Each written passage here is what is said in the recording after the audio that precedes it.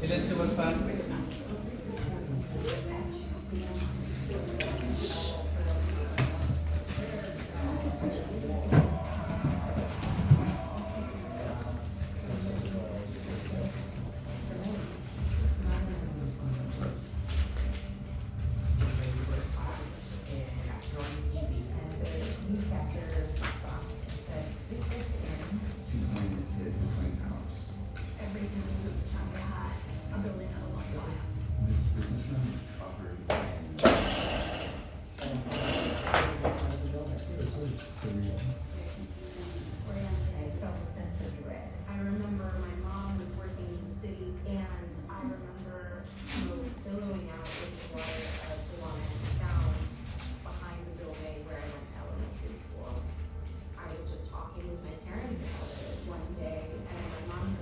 No. You know, in 2001, I was working in Connecticut. And there were other problems with Millen's memory that day. Her classroom windows didn't look out over the water.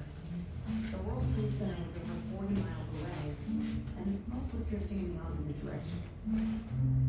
How could I possibly have seen the smoke billowing from over the water? How would I see that?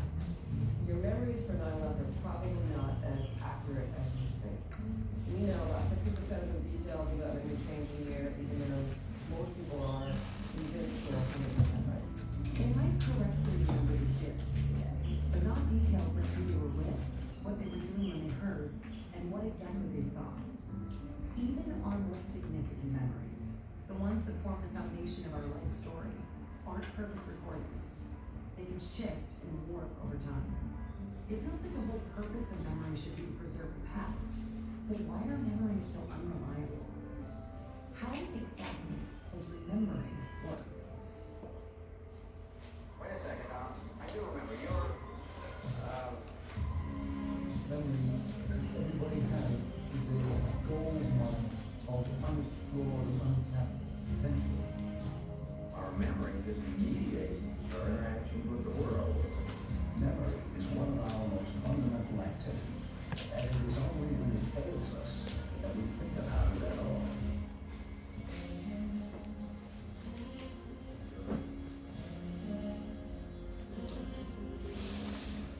Yenya Winterset is a grandmaster of memory. 5 years ago, she discovered the world of memory competitions. When I first started, it was mostly like black and white guys from Europe and very like sad looking. They memorize decks of cards in seconds, thousands of digits in an hour. It looks like we're all taking a very speedy SAT. Have 3 world records, 1 for images, 1 for names and faces, and 1 for words. And she's demonstrated her skills on TV shows around the world. Okay, page 38. Starts mid-sentence. Information effectively by using humor. We give you 10 minutes to memorize these 500 numbers. And 539 166 9 7 4 7 8 6 5 8 1 7 7 7 1 7 2 2 2 9 7 4 8 1 6 1 1 2. how does she do that? It all comes down to the peculiar way our brains store memories. And perhaps no brain has taught us more about memory than this one. It belonged to a man named Henry Molaison. When Henry was 27, he had brain surgery to treat epilepsy, and the surgeon removed this little piece of his brain. The surgeon noted that the procedure resulted in no marked behavioral changes, with the one exception of a very grave, recent memory loss. It was so severe, it prevented Henry from navigating his own house and recognizing his doctors.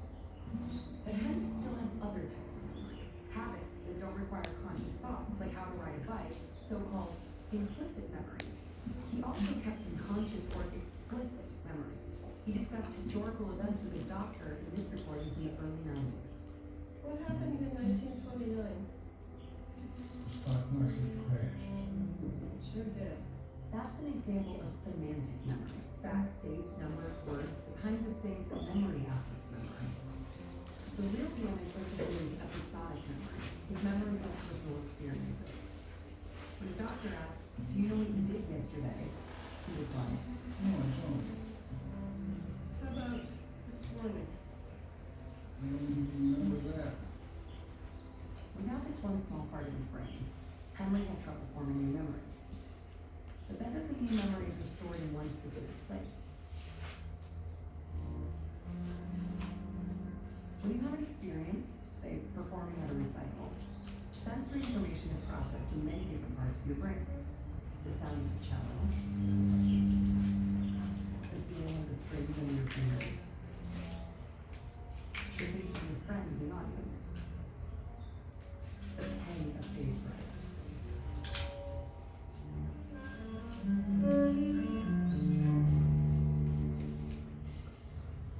And the part of the brain that pulls all of these elements together, the part that Henry's surgery badly damaged, is the medial temporal lobe, which includes an important structure called the hippocampus. When you relive that moment later, the medial temporal lobe helps combine those elements once again. Your life story is all the moments like this that you can relive. And this graph is the life story of a typical 70-year-old. There are lots of memories from the recent past, but as you move backward in time, they start to fall off. There are only a few memories from childhood, and nothing before around 3. But there's this surprising bump in our teens and 20s. When you're getting through high school, you're having a lot of momentous occasions in that stage of your life. And when we think about our life stories, those change moments are the ones that stand out as the ones that kind of define us and define our lives going forward.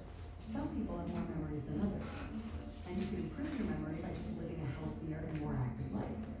I try to like not drink as much, sleep a lot, and eat well. The one thing that I've seen in every single study that's like, this is gonna work is honestly meditation. Undergraduates were able to increase their score on the verbal GRE from 460 to 520 just by taking a mindfulness meditation class, probably because meditation improves focus, and focus improves memory. And when it comes to personal experiences, there are certain features that make us remember some better than others. First, emotion. If you show a person a string of faces, they'll remember the most emotional ones best. When we have an emotional experience, our amygdala, the emotional center of the brain, which sits right next to the hippocampus, actually upregulates the hippocampus and allows it to form a more detailed and stronger memory. One of the things we wanted to do after 9/11 was look into the brains of individuals who were in New York that day. So about half the people were on average around Midtown. And the other half of the people were much closer to the World Trade Center. 3 years after the attacks, they asked those people to remember their experiences. The individuals who were closer to the World Trade Center that day, the 9/11 memories were more vivid, and we saw more activity in the amygdala. Memories are also connected to a sense of place. One of the things we know from our study of 9/11 memories is that the things that people were most consistent about was where they were. I just got home from gym class. I was living in London at the time. In East Greenwich, Florida. Upper East Side. So we think place has a particularly strong role in memory. And if you actually look in the hippocampus, there seem to be cells that are specifically responsive to time and place. Here's a representation of these place cells in the hippocampus of one particular rat. And here's a video of that rat moving along a simple track. His head is in this green circle, and here's his tail. Each place cell is associated with a particular location along the track, and these cells have been color-coded by scientists. When the rat is at the start of the maze, this green place cell fires. But as it moves along, a different cell is activated, and then another, and another. When the rat pauses, the cells fire in rapid succession as he recalls his route. London cabbies must navigate their own rat maze. To get their licenses, they have to pass a century-old test called simply the knowledge. They spend years memorizing London's 25,000 streets. Scientists scan the brains of would-be cabbies before and after this process. In the brains of people who didn't end up getting their licenses, the size of the hippocampus didn't really change. But those who passed, interestingly, their hippocampi actually grew. Finally, memories can be strengthened by story. Our brains pay much closer attention to information that's in the form of in one study, 24 people were asked to memorize 12 lists in 10 minutes. Half the people studied remembered the lists, and they remembered, on average, 13% of the words. The other half wove the words into stories of their own invention. Sí, pero no sé por qué.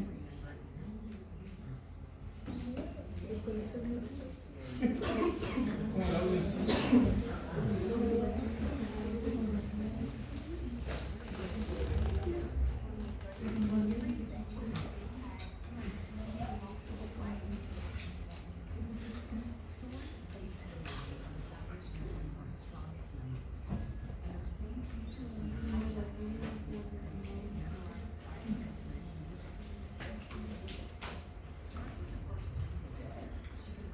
Esta parte me interesa mucho. A ver si puedo subir el audio en un segundo.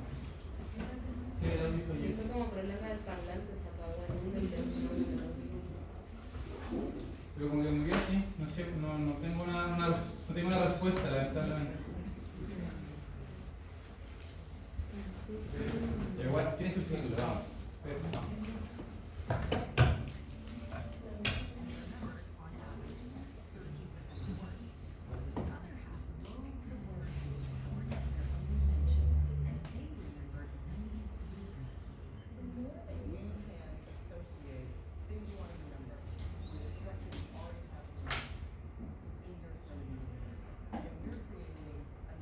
When we go to retrieve that memory, we have almost many multiple ways of getting into that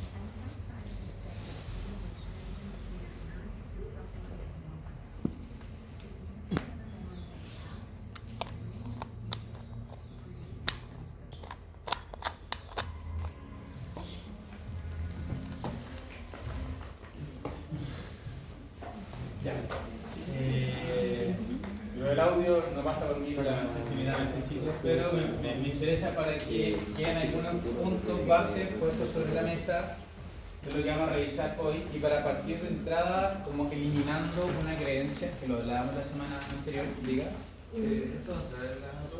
Sí, porque todo lo que ella dijo o todo lo que el documental muestra es lo que vamos a revisar hoy, lo que está en los textos y está todo eso en detalle y profundidad, ¿ya?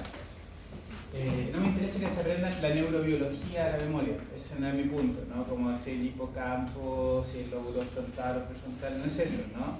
Me interesa que entiendan la memoria como un proceso psicológico y, como mencionaba, y que vimos la semana anterior, anterior, ¿no? Las 2 semanas atrás, es sacar de raíz una idea que nosotros ya habíamos mencionado, que es esta idea de la memoria o de la información o del almacenamiento como algo puro, como que uno capturara realmente la realidad tal cual es y la almacenara tal cual es, ¿no? Entonces, esos son como los primeros elementos que me interesa que queden súper sobre la mesa, porque es el recorrido que vamos a ir haciendo hoy día a través de la pregunta por la memoria. Entonces, ¿qué es la memoria? Como partamos por la definición más simple posible.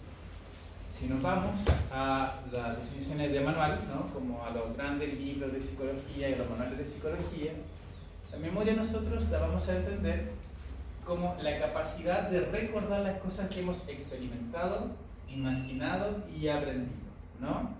Eso es lo que nos va a decir la psicología cognitiva respecto como a la centralidad de la función de la memoria. ¿Qué es la memoria? Es poder recordar lo que experimentamos, lo que imaginamos y lo que aprendemos, ¿no? Ahora, si ustedes toman esta definición de diccionario, en el fondo, se dan cuenta que gran parte de lo que la definición plantea no es así, ¿no? Que es un poco lo que fuimos viendo en el documental y todo lo que los estudios actuales sobre la memoria nos han ido mostrando. La memoria no hace solamente revivir o recordar lo experimentado, muchas veces es crear cosas que no hemos vivido, ¿no? En ese sentido, lo que nosotros podemos ir viendo es que la memoria es más bien un mecanismo de recuperación de información o de producción de información, ¿no? Se juega un poco a medio camino entre las dos cosas. Recordamos muchas veces cosas que nunca pasaron, las construimos en ese momento, ¿no? Entonces, lo que me interesa es que es súper claro, es que ustedes puedan manejar esta noción tradicional, muy vinculada a las ciencias cognitivas, de la memoria, como lo que está almacenado en el computador, ¿no? Pero que se den cuenta y que sepan desde ya que todo lo que la investigación actual en memoria nos dice que eso no es así, ¿no? Que la memoria es mucho más plástica, falible, pero creativa que aquello que nos van a decir los psicólogos cognitivos a comienzo de, o sea, a mitad del siglo pasado. Ahora, esta definición, que es muy tradicional, como les decía, responde mucho más a este panorama o a esta teoría que es el procesamiento de la información, que es una cosa muy de los años 60, ¿no? Va a estar fuertemente influenciada, como les decía, por este modelo particular de pensamiento respecto al individuo, ¿no? O sea, cuando nosotros pensamos que la memoria es como la capacidad de viajar a como estos almacenes que tenemos mentalmente y sacar información y traerla al presente, ese modelo, ¿no? Como que hubiese una personita acá que va a buscar algo y después lo trae de vuelta y lo vive, ¿no? Esa idea está muy influenciada por este modelo más grande que es el modelo de procesamiento de información, ¿no? Que es que nosotros fuimos revisando a comienzos del semestre. ¿Por qué es peligroso? Y por eso es lo que yo les decía, lo hablábamos en las primeras clases, ¿no? Porque al final, esta fantasía, o sea, esta idea de que la memoria funciona así, va a impulsar, como bien sale acá, ciertas formas particulares mediante las cuales nosotros coloquialmente pensamos que se almacenan y funcionan los recuerdos, ¿no?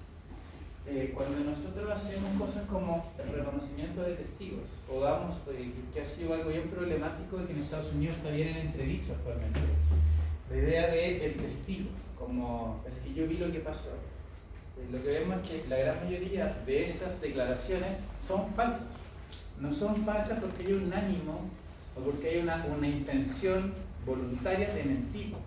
son falsas porque lo que recordamos no es exactamente lo que se grabó, porque nada exactamente se graba en nosotros. Y eso es muy interesante, ¿no? Si se lo digo pensando en que cuando nosotros usamos este modelo, el computador, cuando ustedes graban algo en el computador, ustedes pueden volver exactamente a eso. No sé si le ha pasado, a mí me encanta cuando tú estás viendo una serie en Netflix, por ejemplo, y dejáis de verla, y entráis como 2 meses después a verla y te acordaste que la estáis viendo, y te pones exactamente en el momento en el que estaba. Decía, estaba acá, ¿verdad? ¿No? Ya, la memoria no es así, ¿no? Cuando tú vas de vuelta a hacer ese ejercicio en el fondo, en la memoria, cómo funciona la memoria humana, es que tú entras de nuevo a esa película o esa serie y los actores son otros, está ahí en otro capítulo, la trama es distinta y como ya no te gustó tanto lo mejor, ¿no? La memoria humana funciona más así que como el almacenamiento de información del computador. Pero eso es algo que vimos o que fuimos descubriendo ahora. Lo que vamos a ver hoy día es cómo llegamos a darnos cuenta de eso. Porque durante 40 años pensábamos que, al igual que los computadores, la memoria se almacenaba de manera unívoca y exacta a nivel mental, ¿no? Y creamos teorías para explicar eso. Hablamos de los almacenes de memoria, hablamos de memoria a largo plazo y a corto plazo. Y toda esa nomenclatura que ustedes conocen probablemente, todo eso viene bajo la idea de que nosotros almacenamos exactamente lo que hay. Entonces es como una especie de proceso perfecto, en que si yo logro grabar bien, puedo volver a buscar eso, sacarlo y traerlo. La película, ¿cómo se llama? Se les conté la otra vez. Las emociones, la de Pixar. Las pelotitas, con recuerdo. Ya, esa idea, intensamente. Se me olvida siempre. Intensamente es esta idea. ¿Qué grabo yo? Yo grabo el recuerdo exacto. Y está ahí. Y yo puedo ir a buscarlo y de repente como quiero recordar y algo dentro de mí va corriendo y pone como la cosita correcta y ¡pah! Me acordé de ese momento importante. Ya, lo que sabemos claramente es que nada de eso es real, ¿no? Pero es lo que siempre pensamos durante décadas y que ahora estamos viendo que no están así. Entonces, partamos de la teoría canónica, de la teoría tradicional y vamos caminando hacia las versiones actuales de los estudios de la memoria. ¿Ya? Cuando hablamos de la teoría canónica, ¿de qué estamos hablando? ¿No? De que para la teoría del procesamiento de la información, la memoria se va a producir, o sea, yo voy a construir la memoria a partir de una serie o una secuencia de pasos específicos súper claramente identificables, los cuales se pueden dar con mayor o menor éxito y dependiendo de eso vamos a lograr almacenar recuerdos más nítidos o no. ¿Sí? O sea, es una secuencia de pasos por los cuales yo voy manejando información que si yo la hago de la manera correcta, esos recuerdos van a quedar almacenados de una manera mucho más clara y detallada, por lo que eventualmente yo puedo hacer la misma secuencia para ir a buscar esos recuerdos y traerlos de vuelta al presente, ¿no?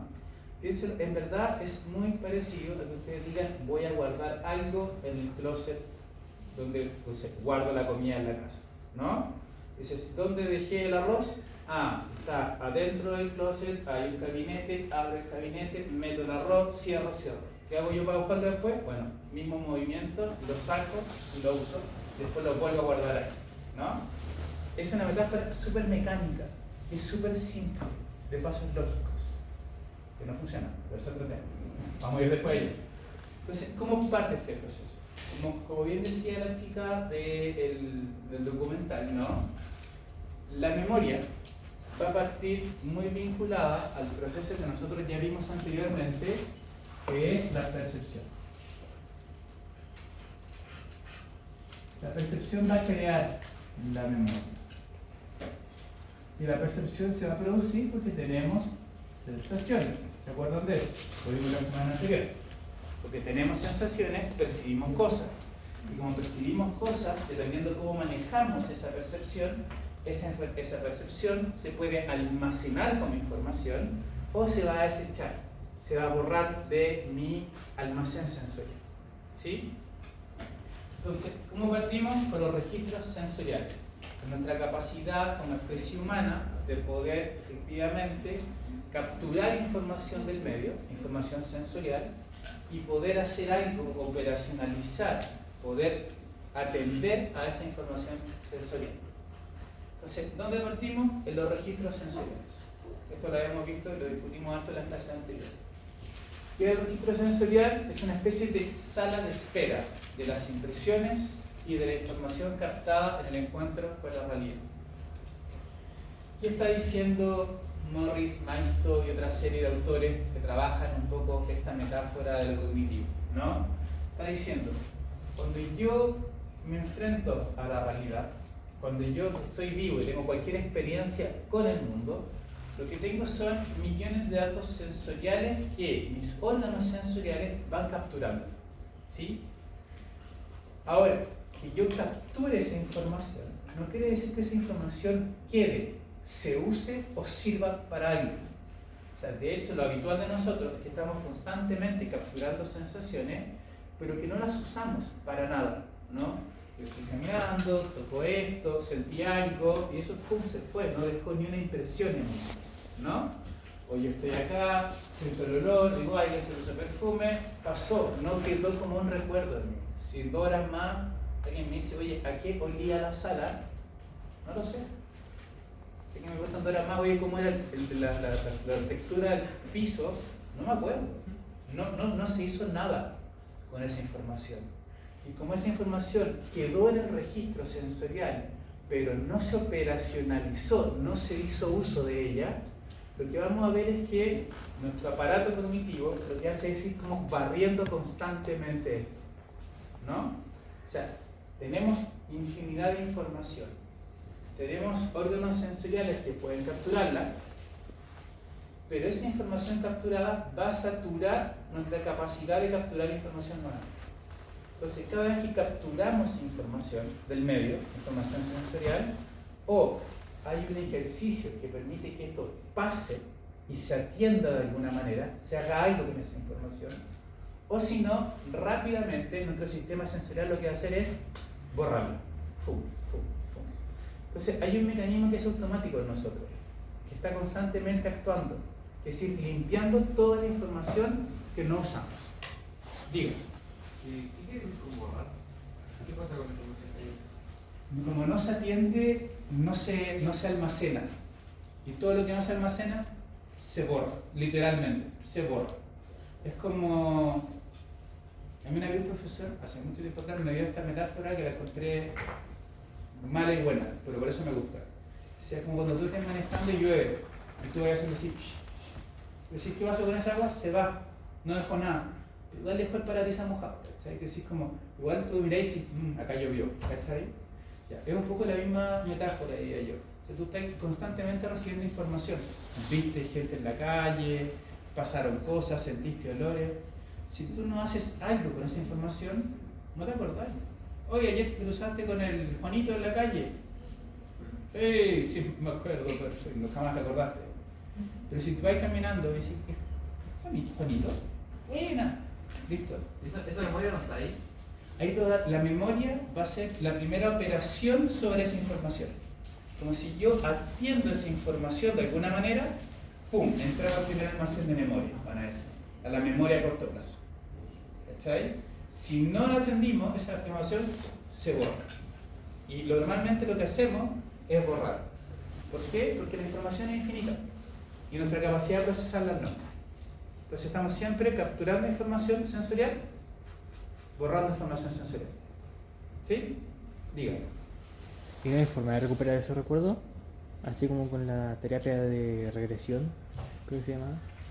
Como la pelea de regresiones. Sí y no. Y acá vamos a entrar a un tema que es complejo y polémico. Si yo no la atendí, o sea, si esa información sensorial llegó y yo no la atendí, cuando digo la atendí es como si yo no trabajé con esa información de alguna manera, esa información no alcanzó a dejar una huella en la memoria, entonces pasa, ¿cachai? Es como que yo te diga ahora, estoy inventando, cuando te pusiste la zapatilla hoy día, ¿cuáles estaban a los lados? No tengo idea, ¿cachai? Yo hoy día sé que este chaleco porque es el que estaba más arriba, cuál estaba abajo, no sé, no estoy seguro. Me imagino, porque tengo un chaleco verde, uno rojo, me imagino que está en eso, pero no tengo idea, ¿cachai? ¿No? O ¿se acuerdan si ustedes en el refrigerador de su casa? ¿Se acuerdan lo que había en el refrigerador en este momento y el orden en el que estaba?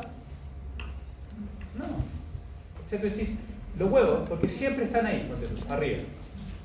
Pero, no sé, ¿qué había en el cajón de la verdura? No es que no lo viste, porque tú abrís el refrigerador. Pero verlo y recordarlo son cosas distintas. Entonces, si yo no hago algo, si no digo, ¿qué puedo echar al pancito hoy día? Esa información no se alcanzó a grabar, no se puede recuperar. El tema como vidas pasadas o regresiones. Entonces depende de la importancia de esa memoria. El tema, claro, el problema es que uno diría, bueno, ¿dónde está almacenada esa memoria, ese recuerdo? ¿Cachai? Hay algo que se ha discutido harto con el tema de vidas pasadas y como regresión, hipnosis y todo. Y es que siempre que hacen regresiones y cosas así, toda la gente es como, yo soy faraón de Egipto. Nadie es como, yo valía nada y morí a los 2 años de idiota. ¿Cachai? ¿No? Comí caca y morí. Nadie tiene ese recuerdo. Entonces uno dice, más que un recuerdo, si pensáis como el tema de la plasticidad, pareciera ser una proyección. ¿Cachai? ¿No? Y yo creo que es bien interesante pensarlo ahí, es lo que la gente quiere ser y cómo se plantea vidas y problemas en el fondo. Porque si no, la pregunta es, ¿dónde se almacena esa memoria? La única respuesta posible es en el espíritu. Pero somos materialistas, creemos en la materia, ¿sabes? Y no podemos almacenar cosas en lo etéreo, en el fondo. ¿Pero entonces qué es un registro sensorial? El registro sensorial es solo la capacidad de los canales sensoriales de almacenar temporalmente la información, ¿no? Como lo auditivo, cada canal sensorial tiene un registro sensorial. Y otros pueden ser permanentes como los traumas, ¿no? El trauma, claro, el trauma sería lo contrario. El trauma es un recuerdo que por su cualidad, por sus características, no puede, al revés, transformarse. Queda grabado, queda como enquistado. ¿Sí? Pero eso lo vamos a ver bien, el tema del trauma, en la próxima clase. Como por qué el trauma es trauma. Como qué tiene de particular ese recuerdo. Porque lo que se llama es que hay gente que tiene recuerdos traumáticos que nunca pasaron también. Es fantasía. Pero opera como un recuerdo traumático. ¿Por qué? Por las características de ese tipo de recuerdos. ¿Se entiende? Ahí puede avanzar. Entonces, registros sensoriales van a ser estas salas de espera donde las impresiones y la información que capturamos del mundo queda como en stand-by y donde nosotros hacemos o tenemos la posibilidad de actuar con esa información y si no hacemos nada, se va a borrar rápidamente esa información.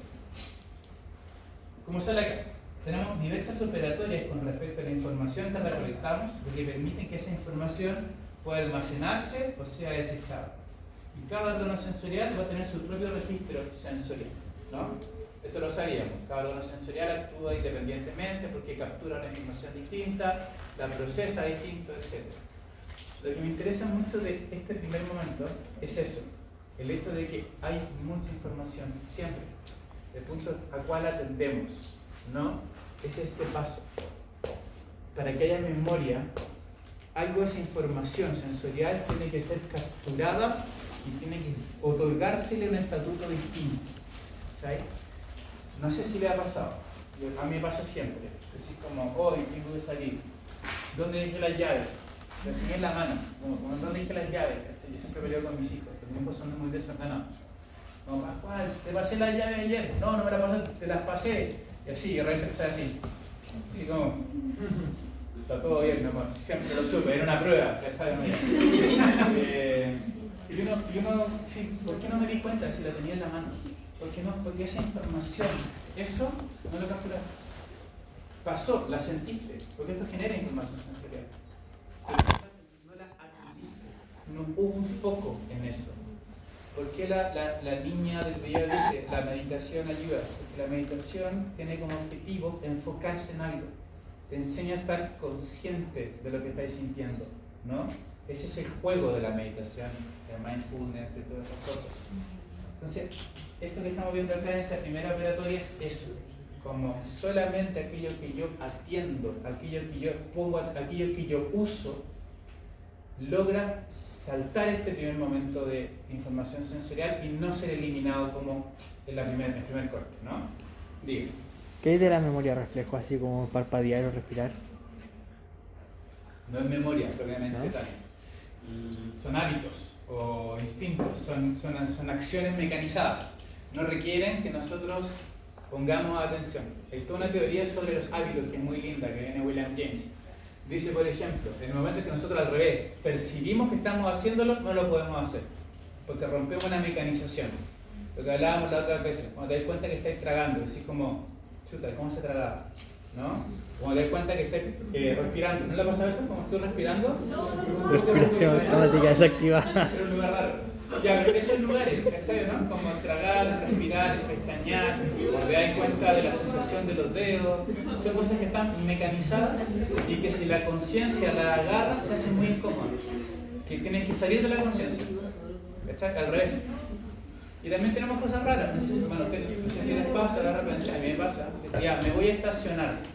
Y si, o estoy perdido, voy manejando así, hoy me perdí y bajé la música. ¿Lo hacen o no?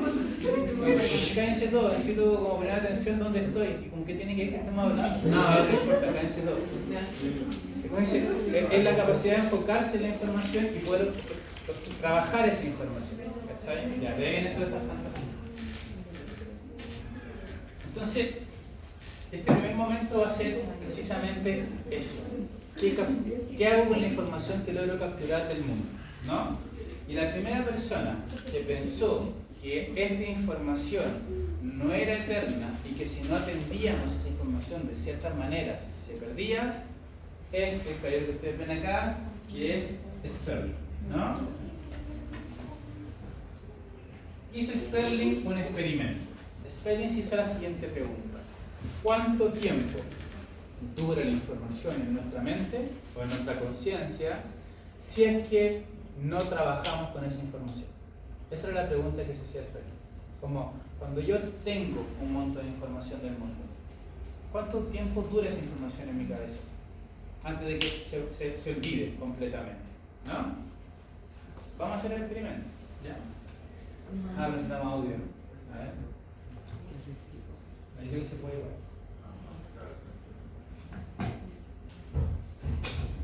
Ya. Háganos sus cuadernos. Será divertido.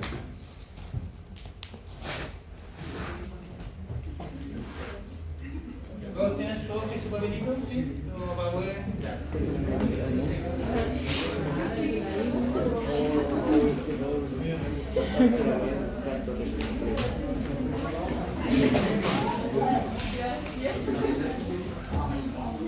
Lo que vamos a hacer es algo muy simple. Se va a proyectar un estímulo que va a aparecer y va a desaparecer. Entonces, la idea es que pase eso, contemos hasta 5 y anoten todo lo que se acuerdan. ¿Ya? ¿Cómo? Esa es la fase 1. Vamos a hacerlo así.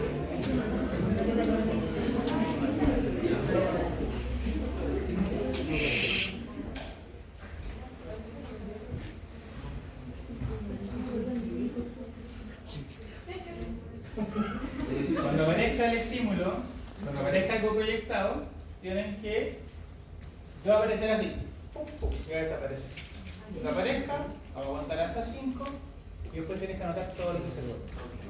¿Ya?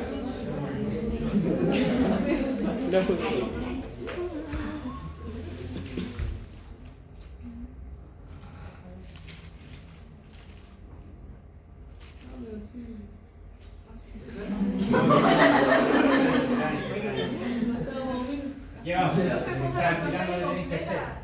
Se van a hacer ahora cuando. Tranqui, van a ver.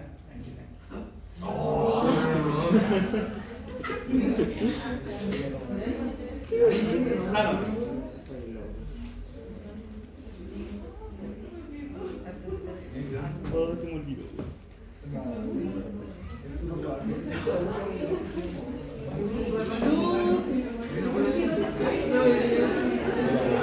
¿Ya? Sigamos. Lo vamos a hacer varias veces, vamos cambiando las dificultades. Eso es lo que hicieron recién, no se preocupen. Ya, vamos, ya lo hicieron. Tranqui, vamos a hacer otro. Vamos a ir avanzando más ejercicios.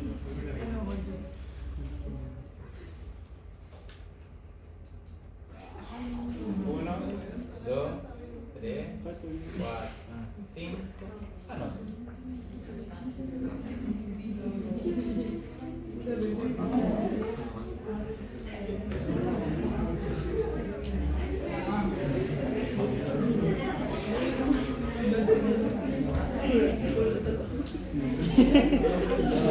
Ya, vamos a seguir.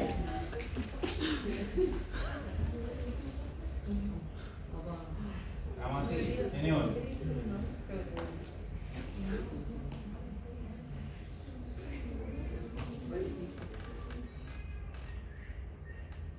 Esta es una evidencia con el audio. Lo que hace acá es que va a haber un audio y ustedes tienen que. Yo voy a decir cuál, no, yo voy a hacer el audio en este momento, ¿no? Si yo les digo A, tienen que anotar las que estaban en la columna de más a la izquierda. Si yo digo B, las que están en el centro. Si yo digo C, las que están más a la derecha. ¿Ya? Entonces tienen que mirar. Yo voy a dejar que pase un par de segundos y decir A, B o C. Y ustedes escriben columna primera, segunda, tercera, dependiendo de cuál.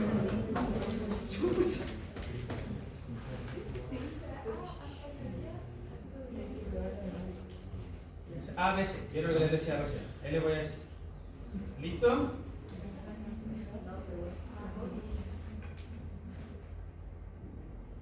Ya, que nosotros no vamos a hacer el sonido, porque no tenemos sonido.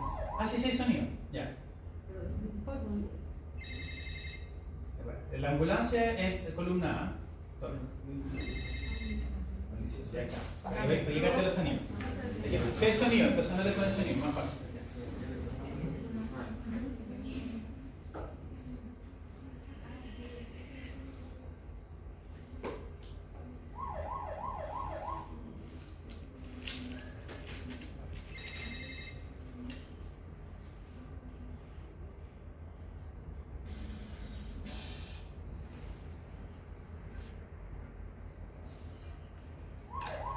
Ese sonido anotan columna 1, con este sonido columna 2, con los platillos columna 3.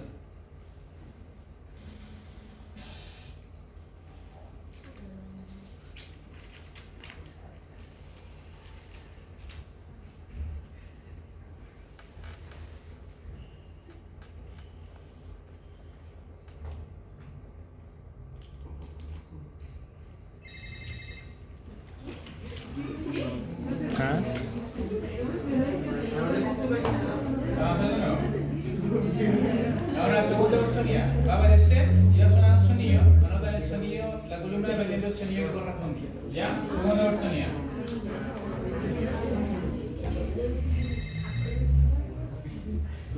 Anoten lo que se acuerda.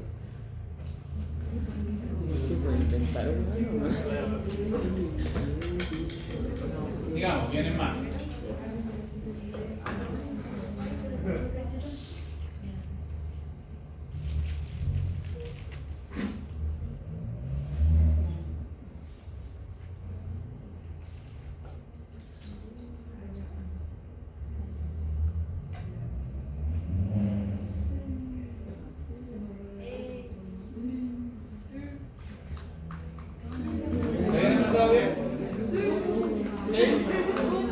Levante la mano que no anotó bien.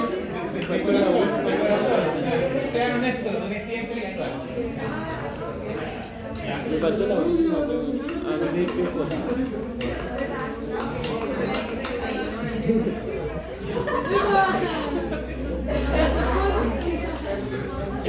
¿Qué estaba haciendo Spelling? Y vamos a hacer, les quiero explicar todo lo que sale, porque este experimento es famosísimo. Porque este experimento salen demasiadas cosas, ¿no? ¿Quién estaba haciendo Spelling? Spelling estaba partiendo de la base de decir, cuando yo agarro a alguien y lo tiro al mundo, la información sensorial que capta tiene ese pulso de tiempo mínimo. O sea, hay muchos estímulos que son así, y ya está. Ahora, lo fantástico es que tenemos la capacidad de capturar esos estímulos. O sea, los sentimos, los vemos, ¿no? O sea, el estímulo que ustedes vieron tiene el tiempo de duración de medio segundo. Spelling lo que hacía dentro de este experimento era bajar los pulsos de tiempo, como estímulos cada vez más breves, para ver hasta qué punto las personas son capaces de capturar, retener y usar esa información para algo, ¿no? ¿Por qué? Porque cuando ustedes están caminando por la calle pasan 200 millones de cosas.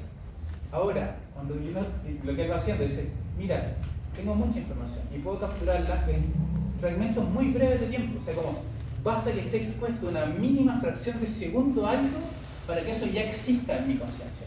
Existe, pum, lo tengo acá. que pasa es que no lo uso. Eso va borrándose. Pero, si yo lo pongo como una tarea, yo digo, tengo que aprender en esto que apareció, ustedes son capaces de agarrar esa información que estuvo expuesta a usted menos de un segundo. O sea, cuando dicen como es que no alcancé, es que sí alcanzáis. Con medio segundo tú eres capaz de capturar información del mundo. ¿No? ¿Qué pasa cuando le agregamos un segundo estímulo? Que los orienta a buscar algo en el mundo. La capacidad de fijar esa información crece. Porque ya no es información neutra, no es información bruta. Es una información que yo activamente estoy tratando de encontrar en el mundo que me rodea. ¿No? Entonces, nuestra capacidad de captación de la información sensorial va a crecer. Yo digo, ya, tengo que buscar y escuchar y poner atención igual al sonido para poder hacer el cruce. Eso va a decir, ya inmediatamente aumenta esta capacidad de captación de la información sensorial. Este tipo de experimentos vienen desde mucho antes, vienen desde 1800 con Ebbinghaus y con otros autores que han trabajado el tema de cómo el mundo se presenta frente a mí, etc.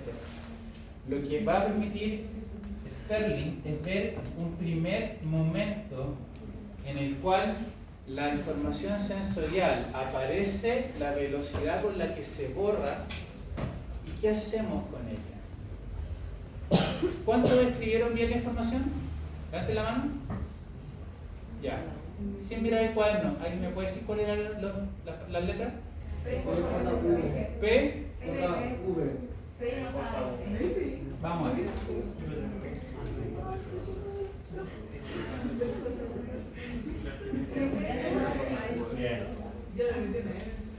Ya. ¿Alguien me puede decir cuál fue la primera que vieron? ¿El estímulo?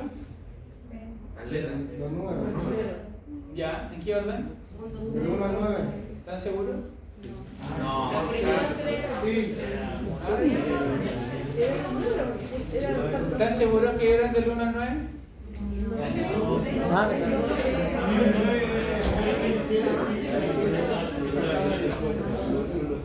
Sí, igual 1, 2, 3, 4, no me acuerdo que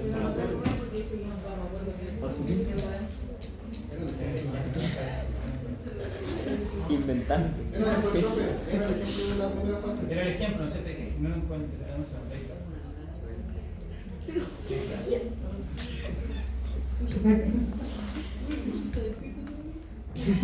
Sí, creo que sí.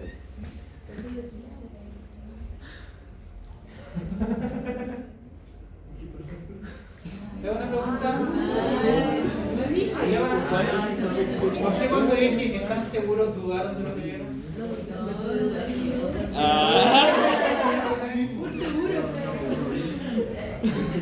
Porque era poco tiempo y yo inferí que era el 1 al 9, no porque no es número, sino porque los alcanzé a ver algunos suficientes. Fantástico.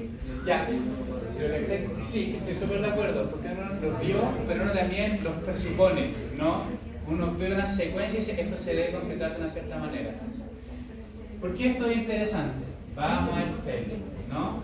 Esto es interesante por dos cosas. Uno, porque cuando vamos viendo, cuando yo capturo información del mundo, que es un poco lo que estamos viendo también en el documental, esa información no se almacena de manera exacta en alguna parte de nosotros. Esa información siempre queda de alguna forma como expuesta a ser alterada, cambiada, modificada, transformada, etc. ¿no?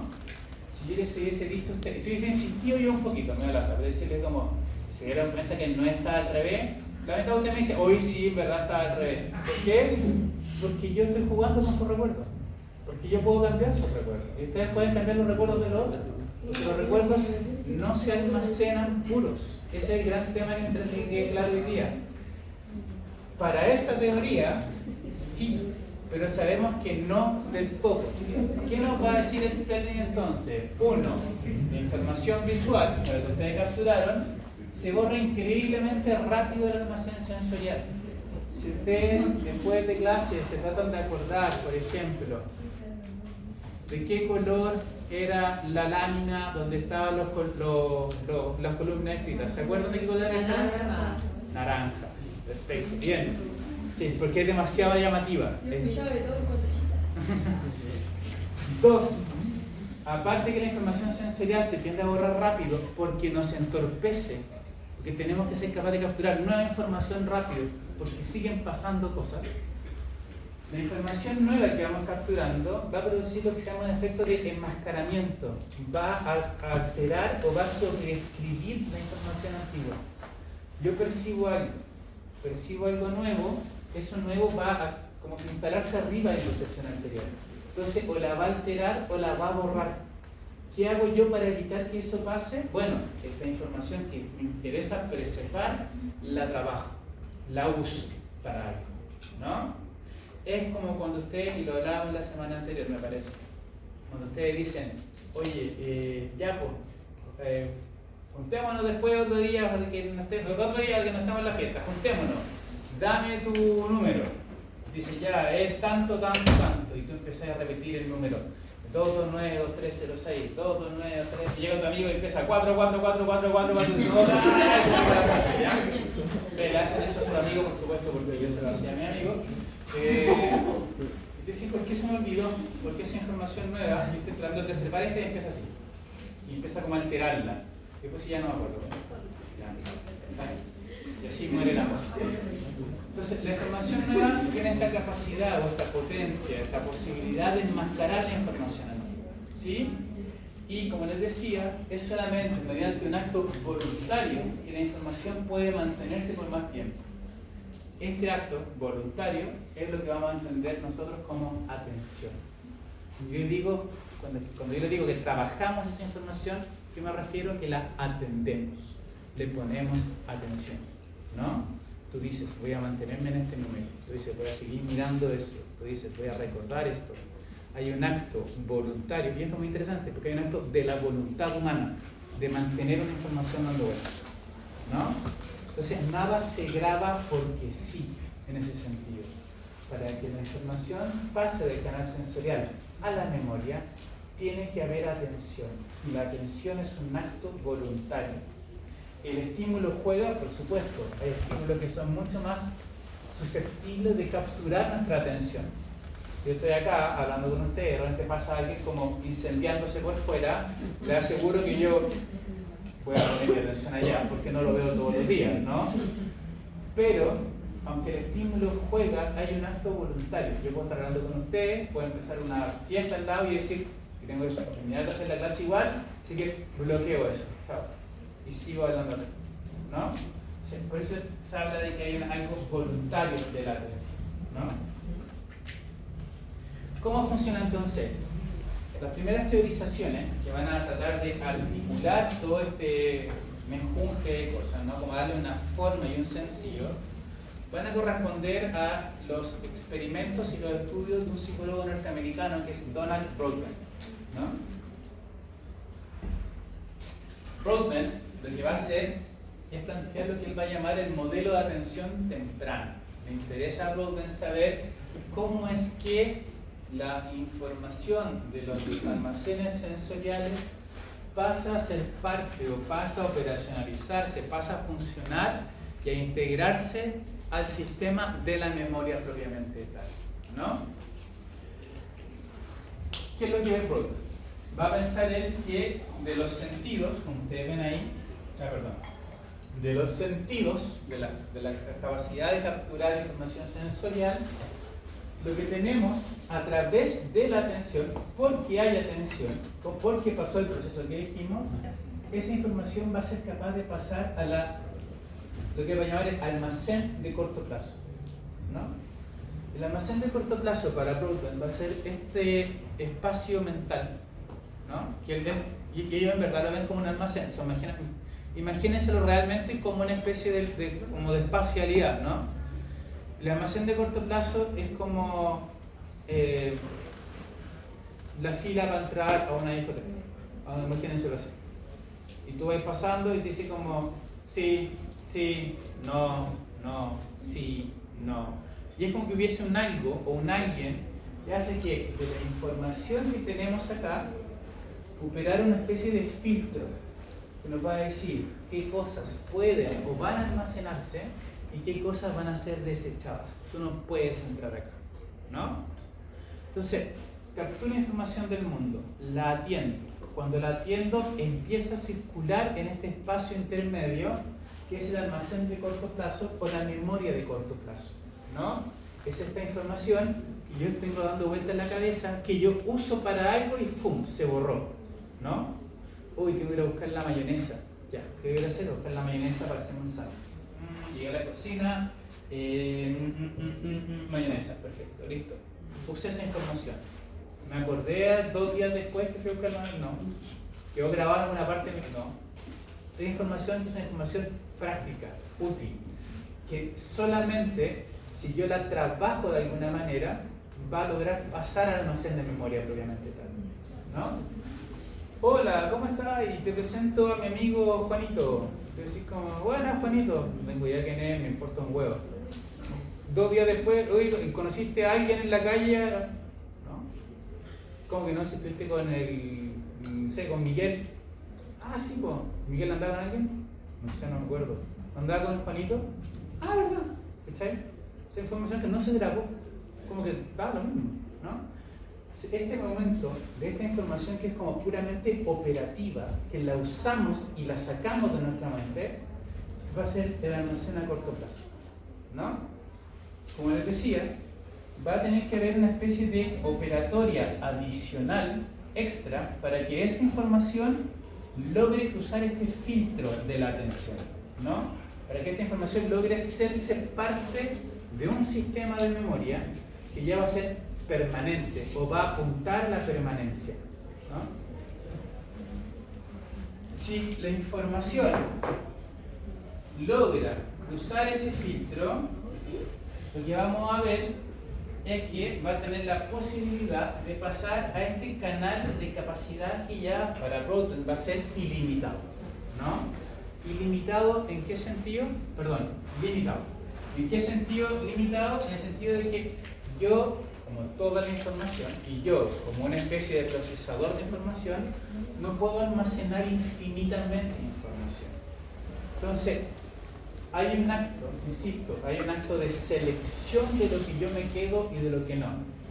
Y cuando yo decido quedarme con algún grado de información, por ejemplo, memorizo, que tengo prueba, esa información va a ser susceptible de llegar y de almacenarse en este lugar especial, que es la memoria a largo plazo, el almacén de largo plazo. Entonces, vamos a una situación X. Ustedes tienen prueba de biología. Y si no tengo idea de nada de la molécula, y te sentáis con tu cuerpo y decís, ya, la molécula. ¿Qué es la molécula? La molécula es bla, bla, bla, bla, bla. Ok. Entonces, ¿qué hago? Voy a repetir. La molécula es bla, bla. La molécula es bla, bla. La molécula es bla, bla. La molécula es bla, bla. La molécula es bla, bla. Y cuando ya he repetido como 400 veces, te dicen, oye, ¿qué es la molécula? Bla, bla. ¿Qué pasó? Hiciste un trabajo a nivel del filtro que permitió que de tu capacidad limitada algo de esa información se grabara. Es cuando ustedes se aprendieron las tablas, ¿se acuerdan? ¿Sí? 7 por 5. 35. Gracias. 9 por 9. 6 por 6. 36. ¿Por qué lo saben? ¿Lo usan para algo en la vida cotidiana? ¿Por qué lo saben? Porque el colegio te obliga a memorizarlo, ¿no? Yo me acuerdo cuando yo me cambié de colegio, yo venía de un colegio y me cambiaba, pero el colegio que me cambié era como lo más religioso. Y lo que más me chocó fue llegar y que el primer día rezaran una oración que yo no tenía idea de lo que era. Pero la rezaban todos los días. Yo no soy católico, nunca lo fui. Y yo entré al colegio diciendo como, loco, yo no soy católico, no me interesa el mes de María, estas cosas. Pero lo escuché todos los días de mi vida.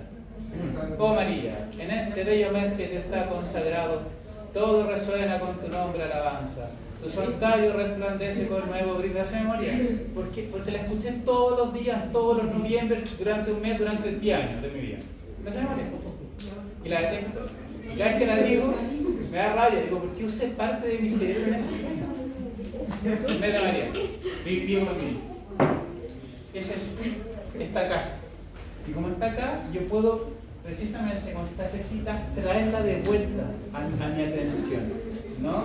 Yo puedo retrotraerla para volver a usarla, para producir cosas. ¿Qué son las tablas en el fondo? Es eso. Ustedes dicen como, uy, pero pegamos una lisa. Ya, salen 9 lucas. Y somos 5. Y así la multiplicación en la cabeza.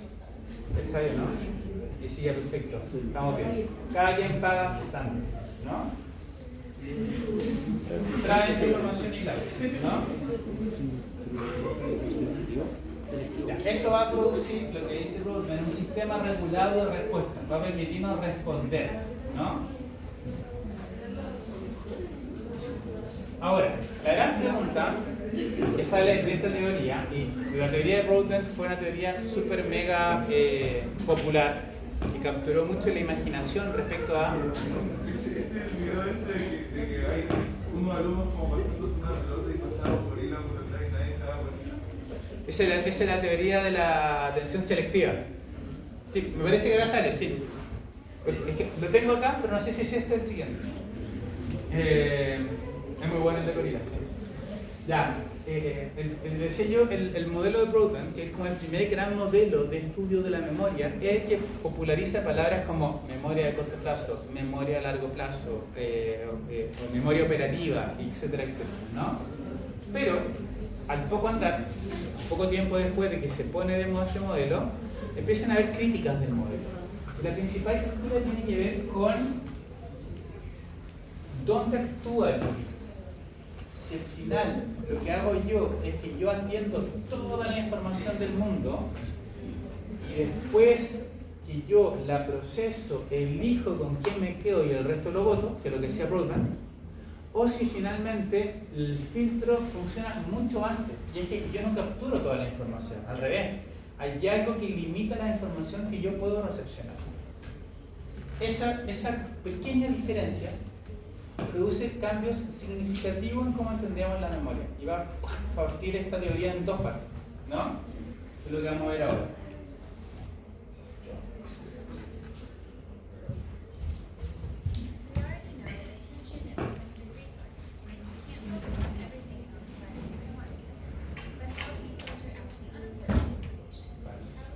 El audio no funciona.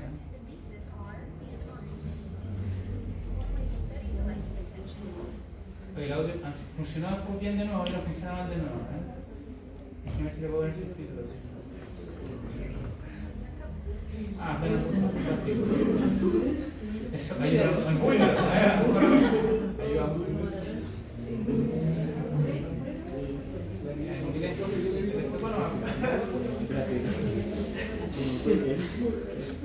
Ustedes no hablan búsqueda, yo no sé. Y lo voy traduciendo en tiempo real, ya, así que pongan atención. Dice, ya, pero no. Ya, dice así. Si sabemos que la atención es un recurso limitado y que no podemos enfocarnos en todo lo que está en nuestro ambiente al mismo tiempo. Pero ¿cómo hacemos el filtro de la información poco importante y cómo sabemos dónde poner atención de algo nuevo? ¿Cómo hacemos eso? Probablemente han experimentado que están en una pieza. Probablemente han experimentado que están en una pieza ruidosa y están prestando atención a una persona que te está hablando, pero todavía escuchas pedacitos de conversaciones ajenas que tú no estás tratando de prestar. Estos pedacitos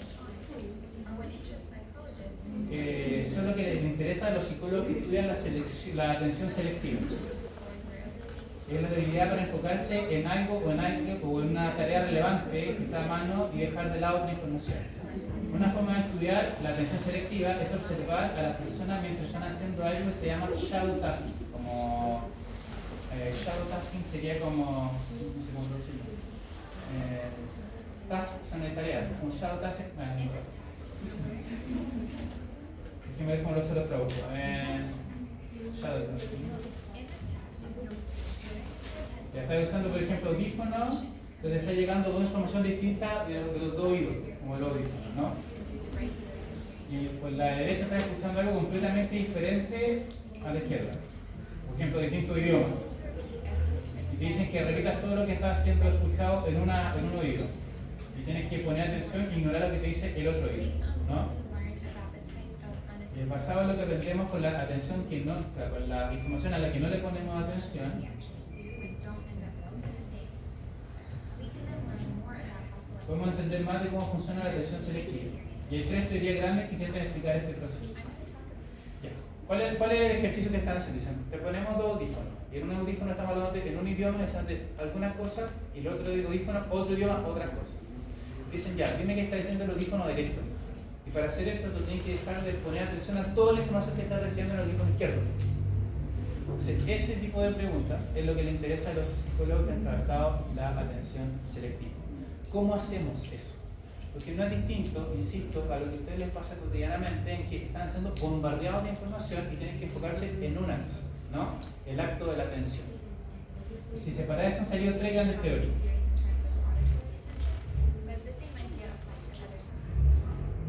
Ya, pensado objetivamente y funcionan en todos los sentidos. La primera es la teoría de la selección temprana de Broden, la que vemos nosotros.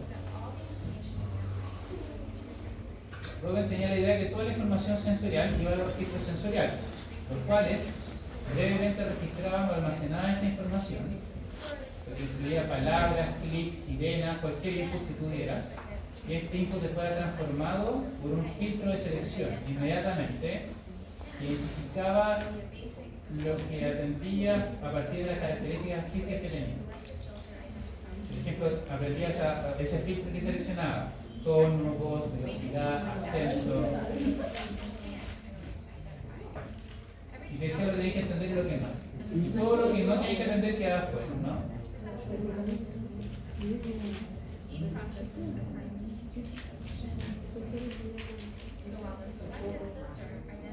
Entonces, ¿qué decía Broden? Que es lo que estábamos viendo juntos recién, ¿no? Capturamos toda la información. Esa información es toda almacenada temporal y brevemente en los registros sensoriales. ¿Qué pasa el filtro? Aquello a lo que yo le pongo atención, a lo que yo quiero atender. ¿Cómo atiendo? Dando sentido, ¿no? Dice Broden. Por ejemplo, si yo digo, oh, escucho miles de voces en este momento, pero quiero poner atención a la voz del profesor, yo pongo atención al tono del profesor, al ritmo del profesor, y así yo puedo distinguir mentalmente cuál de todos sus sonidos es la voz que yo quiero escuchar. El resto fuera, ¿no? Es un filtro atencional que genera sentido y que permite que esa información pase. Y ahí aparece el proceso perceptivo, ¿no? Mínimo sentido.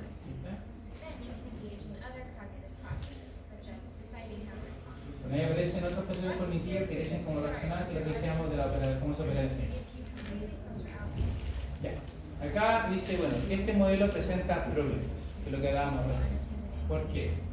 Porque si tú filtras completamente la información y tú no estás poniendo atención, o sea, si cuando llega toda esta información, yo automáticamente filtro todo lo que no me interesa y solo pongo atención a lo que yo quiero atender, ¿cómo pasa? Y yo sé que hay otras cosas importantes pasando. Por ejemplo, dice, ¿cómo identificas que alguien dice tu nombre? ¿Le ha pasado eso? ¿Estás en una fiesta? ¿O estás en cumpleaños? ¿Y estás conversando con alguien animadamente? ¿Qué era tanto tiempo? ¿Cómo te ha ido? Oye, ¿qué así por la vida? Y de repente estás ahí y de repente escuchas Sebastián, ¿ah? Entonces, para el modelo Broden, si toda mi atención está filtrando, ¿por qué escuché mi nombre? Si no diría lo que iba a escuchar, ¿no? Porque yo ya filtré, en teoría. Filtré la persona con la que estoy conversando, que es la que me interesa.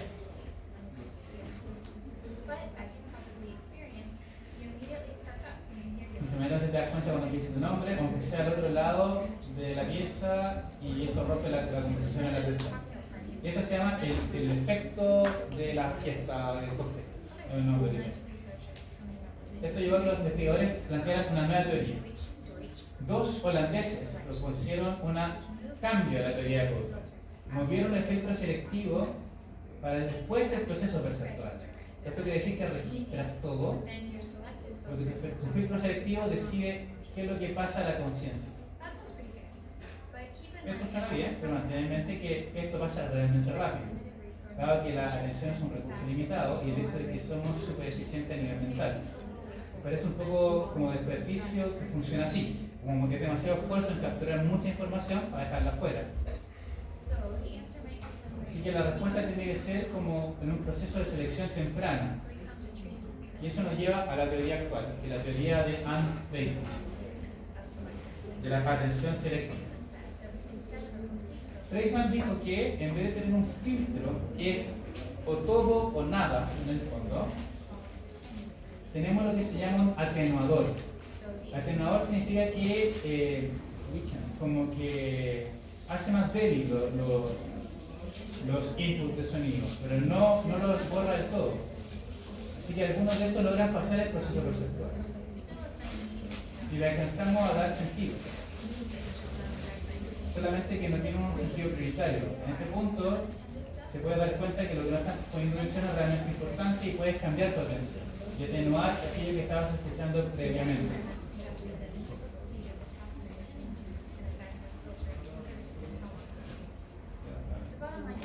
Finalmente, esto es el debate sobre la teoría, de cuál teoría es mejor. Pero estas tres teorías han sido importantes para entender la atención selectiva. Es importante porque consideran la atención como una función crucial del proceso cognitivo. Si los niños fueran incapaces de atender a las voces humanas y filtrar los pájaros o los perros, sería imposible que aprendieran a hablar. Y si no tenemos alguna forma de reenfocarnos para poner atención a la información que no pescamos, nunca nos daríamos cuenta que viene un auto o que alguien está gritando fuego. Así que para que esto haya ayudado a entender las teorías. ¿Ya? Entonces, ¿qué me interesa? Que entendamos esta modificación, la de Trainman. ¿Qué es lo que hace Trainman? Dice, a mí me pasa esto mucho, por eso me hace mucho sentido. Por ejemplo, cuando estáis hablando con alguien, o sea, el sábado pasó, estábamos, no mentira, ejemplo, ayer me pasó en la consulta, estaba con un paciente conversando, y de repente sentí así, y dije, alguien se cayó. Y como estoy acostumbrado, porque tengo hijos chicos, dije, murió. Murió Silvestre. Pues ya no, estoy en la consulta, no puede haber muerto Silvestre y no se puede caer un niño chico. Qué raro, porque no hay escalera para caerse, está en un piso plano. Y después sentí, y casi se cayó, pero no por la escalera. Y no es Silvestre, fantástico, ¿no? Pero todo esto pasó mientras yo estaba hablando con un paciente. ¿Cachai? Entonces él seguía hablándome. Y yo así como, perdón, es que dejé de pescar. Si seguimos el modelo de Broadbent, eso es imposible que pase, porque yo ya decidí en mi filtro atencional que lo que yo voy a poner atención es al paciente que está frente a mí. Entonces, Anne Trainman y otros investigadores dicen, si es que el modelo de Broadbent es acertado, ¿cómo es que ponemos atención a estas pequeñas señales que no son tan fuertes, pero que son necesarias? Por ejemplo, que yo voy caminando, con alguien conversando, de repente veo que viene un auto. ¿Cómo hago para no morir? Si en teoría tome atención hasta acá. Y lo que Trainman dice es que el filtro no se juega, no sé nada, ¿sabes? El filtro no se juega después del proceso perceptual. No es que yo filtro y de ahí pongo atención. Dice, yo pongo atención y después filtro. Y el tema es que no pongo atención a todo. No es un blanco o negro, no es como o pongo o no pongo atención. Dice, es como el volumen, como tú puedes subirlo y bajarlo. Entonces tú vas pescando y tenés tu atención puesta en múltiples cosas simultáneamente, solo que no todas con la misma intensidad. Y dependiendo de tú pones la intensidad, ¿qué cruza el filtro atencional? ¿No? Entonces ella cambia la idea del filtro con la idea de un atenuador sensorial, que permite como entender un montón de cosas que la teoría de Broadbent no permite entender. Dicho todo esto, es que vemos que la información sensorial logra operacionalizarse, ser percibida, cruzar un filtro y entrar a la memoria. Y recién ahora llegamos a la memoria. ¿Sí? Hasta acá. ¿Vamos bien? Broadbent, Trainman, estamos todas las teorías perfectamente entendidas. Genial. Es que no puedo tomar break porque nos queda media hora. Si tomamos un break, como que no vuelven. Mejor hacemos un poco y terminamos y está todo bien. Y la próxima semana cerramos el break. ¿Qué es la memoria a corto plazo? La memoria a corto plazo va a ser el proceso que va a venir una vez que logramos atender a cierta parte de la información. Es decir, para que haya memoria a corto plazo, ya hubo un proceso de filtraje de la información sensorial que yo puedo atender. ¿Sí? Cuando eso pasa, va a entrar a este almacén de trabajo, en el fondo, ¿no? Es como de todos los materiales del mundo, yo seleccioné algunos y eso entra a poder ser como trabajados propiamente, ¿no? ¿Qué va a ser la memoria a corto plazo? Va a ser la memoria que nos va a permitir retener, pensar la información que viene de los registros sensoriales. Porque yo les decía, es una memoria mayormente procedimental. Es la memoria que mantiene esta información que yo voy a usar para algo en este momento. Eso es la memoria a corto plazo, ¿no? Es esta información con la que yo estoy pensando. Cuando yo estoy, por ejemplo, llego tarde a la casa y mis papás me dicen, ¿dónde estaba ahí? Yo decís como, bueno, invento una mentira rápida. Ese momento, todo eso que estoy diciendo como, te voy a decir que estoy allá, pero que si digo esto que va a pasar, todo ese proceso, toda esa información que ustedes están manejando, está en la memoria a corto plazo. ¿Sí? Toda información que ustedes pueden pensar está en la memoria a corto plazo. Si yo digo, me acuerdo aún cuando era un pequeño niño y corría en los campos, eso en este momento está en la memoria a corto plazo, porque la estoy usando. Y eso es muy interesante. Las memorias a largo plazo son almacenes. Yo tiro las cosas para allá. Pero cuando yo estoy usando esos recuerdos, eso está de nuevo de vuelta en la memoria a corto plazo, ¿no? Es como la cocina, es donde yo hago las cosas. Si yo sé que tengo en la bodega el aceite para poder cocinar, ese aceite está en la memoria a largo plazo.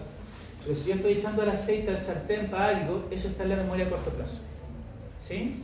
Entonces, es toda la información que permite pensar y que viene al registro sensorial. Es conocida también como memoria de trabajo, por lo que les decía, ya que es activa y permite resolver operatorios fundamentales.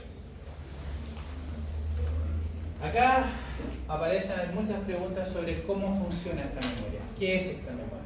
¿No? La pregunta más típica es cuánta información podemos retener en la memoria a corto plazo. Ustedes veían en el video, y hay quien preguntaba la otra vez también, acá o en el curso de lado, no me acuerdo, el tema de los palacios mentales, los palacios de memoria. ¿Fue acá o fue allá? No me acuerdo. Allá, gracias. Esta gente que se acuerda de todo, ¿no? ¿Cachado? Hay gente que puede recordar todo. En el video de la niña que recordaba como que 1000 números y podía hacerlo así en 2 minutos y todo. Hay una pregunta grande que es ¿cuánto podemos recordar? O sea, si somos un procesador, ¿cuáles son los límites de nuestra capacidad de manejar información? ¿Qué tenemos? Ya han salido distintas respuestas a esto. Primero experimentos muy tempranos, por ejemplo el de Bradley, dicen que lo que más podemos almacenar son 2 segundos de información, ¿no? Es decir, que si yo lograra condensar la información, esa información se mantiene como 2 segundos, y si yo tengo que usarla, empieza a borrarse. Si yo digo, voy a acordarme de, no sé, tengo que llevarme esa botella de agua para llenarla. Si yo dejo de pensar en eso, después de 2 segundos, eso se borra en memoria a corto plazo, a menos que yo vuelva a pensar en eso. Entonces la vuelvo a traer a la memoria a corto plazo, ¿no? Entonces, lo que Bedeli va a decir es que después de 2 segundos, lo que está en la memoria a corto plazo, o se va a la memoria a largo plazo, o se borra el almacén sensorial, ¿no? Como es una estación de trabajo, en el fondo, yo siempre trato de mantenerla limpia, como para poder trabajar. Entonces, cualquier información que no esté usando, ¡fum!, se va, se borra. O se almacena o se borra. O la meto al closet donde están el resto de los ingredientes, o se bota a la basura. Pero esto está limpio, siempre, ¿no? Esa va a ser la hipótesis que va a plantear Bedeli, ¿no? Ahora, más que la cantidad de información, algunos autores como Gobert, y acá también van a ver otros más, van a decir, no se trata tanto de cuánta información puedo almacenar, sino que cómo la almaceno. Cómo yo la información que está en la memoria a corto plazo, cómo la organizo. Porque dependiendo de cómo la organice, puedo almacenar muchísima más información. Puedo manejar o puedo tener mucha más información activa al mismo tiempo, ¿no? ¿Qué es esto?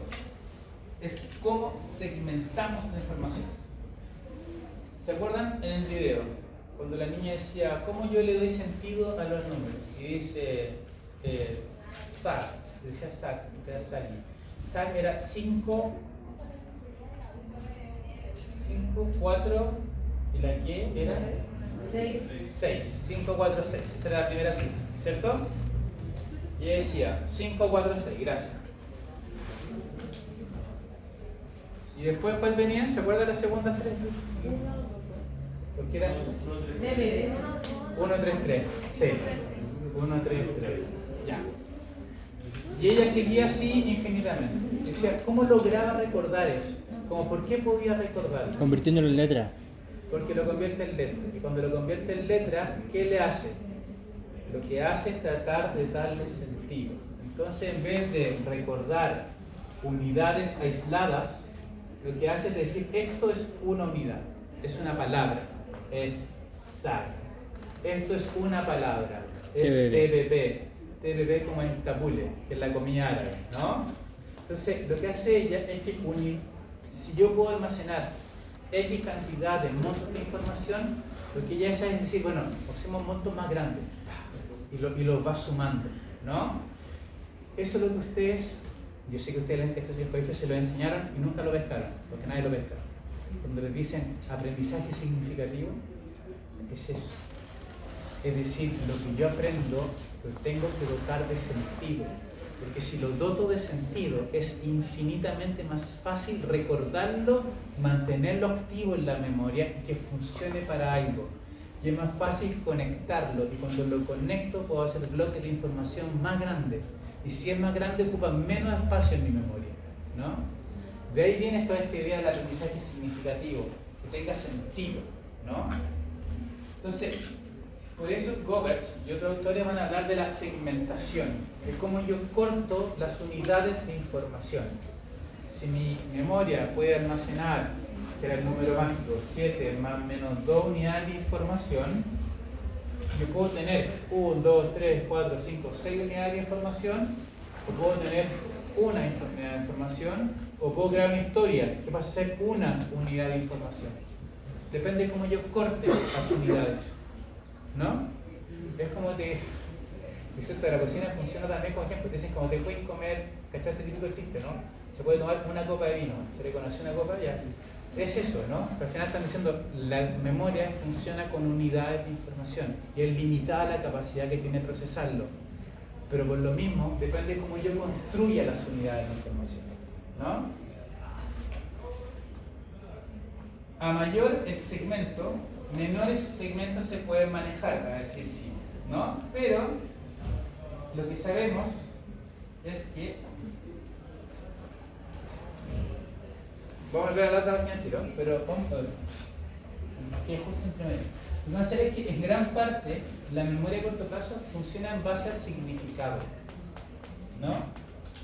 ¿Qué quiere decir esto? Que si esas unidades de información yo las voy dotando de sentido, es mucho más fácil que la memoria funcione. Cuando yo estoy recordando un número de teléfono, no tiene sentido, son números al azar, ¿no? Si yo le digo a usted, ¿cuánto es pi? Son números, pero son números que están almacenados alrededor de una idea.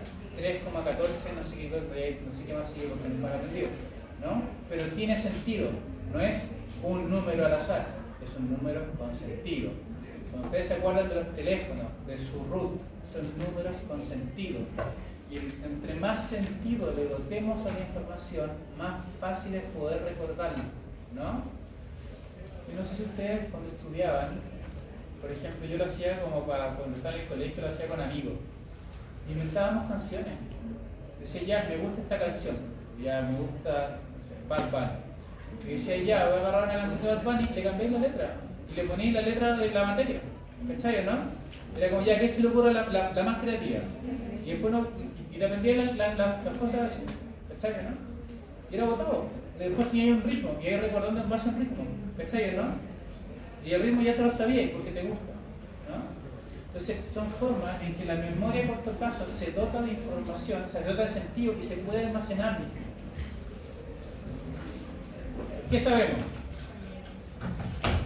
Sabemos también que las modalidades sensoriales se entorpecen poco entre sí. O sea, si puedo manejar poca información, y la información entra sensorialmente por distintos inputs, tiende a no chocar. Qué interesante. O sea, como bajar el volumen a la radio que estoy estacionándome, no tiene mucho sentido realmente, ¿no? Y que la información se mantiene en la memoria a corto plazo mediante el repaso. Y esto es algo que es bien obvio, que es lo que todos ustedes hacen. ¿Cómo hacemos que la información que dura tan poco en la memoria siga en la memoria a corto plazo? Manteniéndola mecánicamente activa, repasándola. Estoy diciéndola, estoy pensándola, estoy usándola, ¿no? Si yo hago eso, la información se mantiene viva. De momento que yo dejo hacer eso, 1, 2, se fue a la memoria. ¿No? Eso es lo que nos dice los experimentos hasta ahora.